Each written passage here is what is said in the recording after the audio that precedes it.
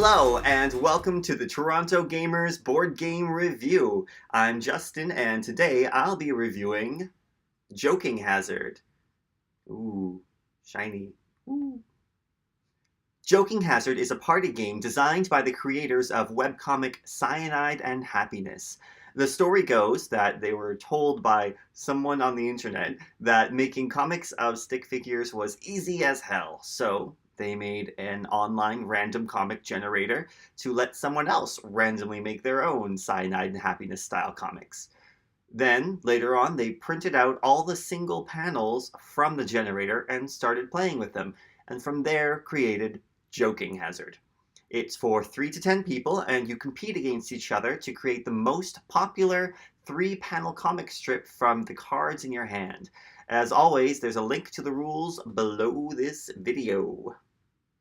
The components of Joking Hazard are straightforward. You get a box of 250 cards.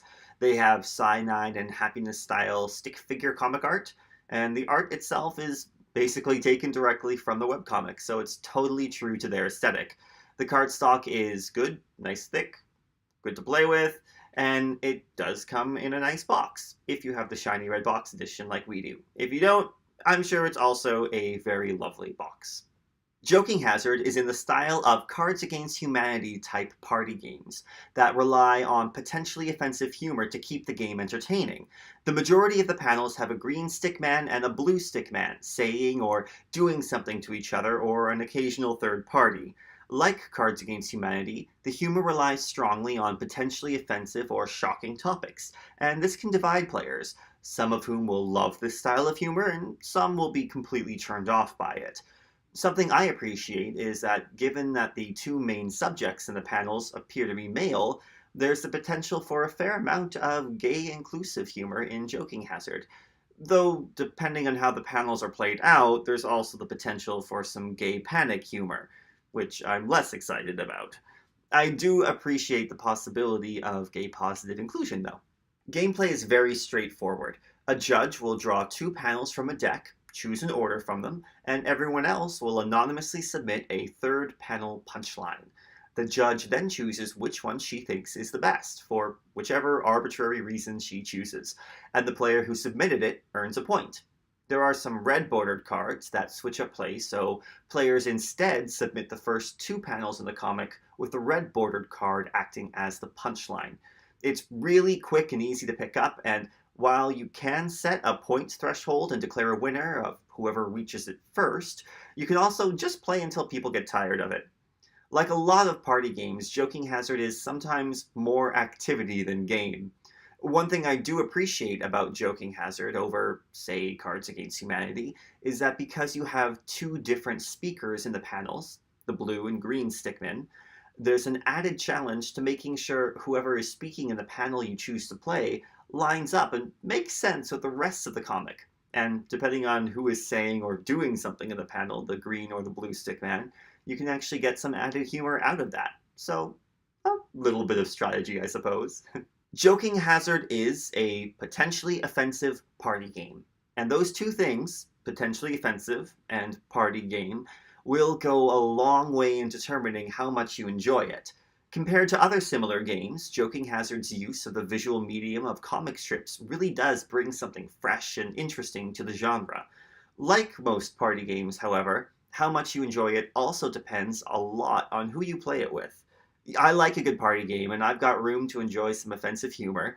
That said, I can also only play these sorts of games for so long before it just starts feeling repetitive, and some of the jokes just come back over and over again. I know other people who can spend an entire evening playing a game like Joking Hazard for hours and hours without getting bored. Because of this, I try to play something like Joking Hazard near the end of a game's night, so those who, like me, only like it in moderation still get a chance to play other games before a game like Joking Hazard with no real ending and a large player crowd takes over. There's definitely a sweet spot of around 5 to 7 players where you get enough options to choose from when you're making your decision as a judge, and so it doesn't take so long to get around to the rounds to your turn that you get bored waiting. Any more than 7 or fewer than 5, I find, isn't the best way to play the game. but again, your mileage may vary. Joking Hazard is a great game for people who don't play a lot of games, as the humor and the simple rules can be super appealing for casual gamers, or just as a social activity at a party. Personally, I feel Joking Hazard is a game that's best in moderation. As I said, you can find the same style of jokes being rehashed, and the humor can lose its freshness if you play it too much or too long. And of course, playing it will be highly dependent on your group's enjoyment of party games and potentially offensive humor. Overall, I think it's a great addition to the Cards Against Humanity style genre of party game, but be careful it doesn't wear out its welcome. To learn a little more about what the Toronto Gamers have going on, our upcoming events, please check out our Facebook page at facebook.com/Toronto Gamers. And please do share, like, subscribe, comment, all those lovely, lovely YouTube things. We'd love to hear from you. We'd love to get the reach out. Reach around, reach out. We'd love to expand our reach. That's what I meant. So please do share, like, subscribe, comment. We really appreciate it. And see you next time.